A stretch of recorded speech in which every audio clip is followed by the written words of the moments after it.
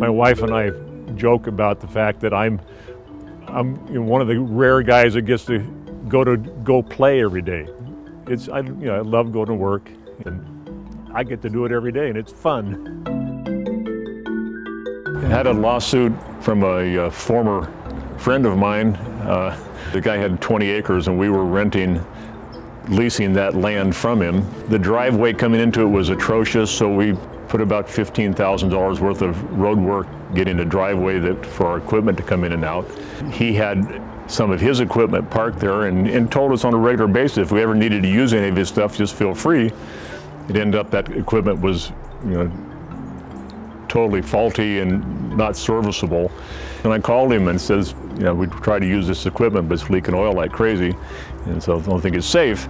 Conversations began to be more like harassment, and finally had an opportunity to move to another piece of property. A few months later, we got notified about this lawsuit for having destroyed his equipment and ruined his well and destroyed his road. They were planning on it being at most a one-day trial, and it got stretched into 3.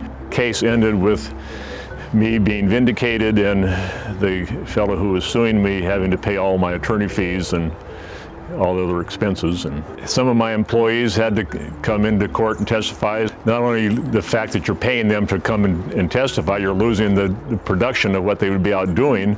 In many cases, there are people who have absolutely no loss or problem with the situation, but they found a point of law that they can sue on. Then attorneys, looking for money, jump on it. The hardest thing was the emotional stress. When you're a person who basically wants to make everything okay, and then here's a guy who's only, you can't make it okay unless you want to throw $100,000 at him, and that wasn't going to happen.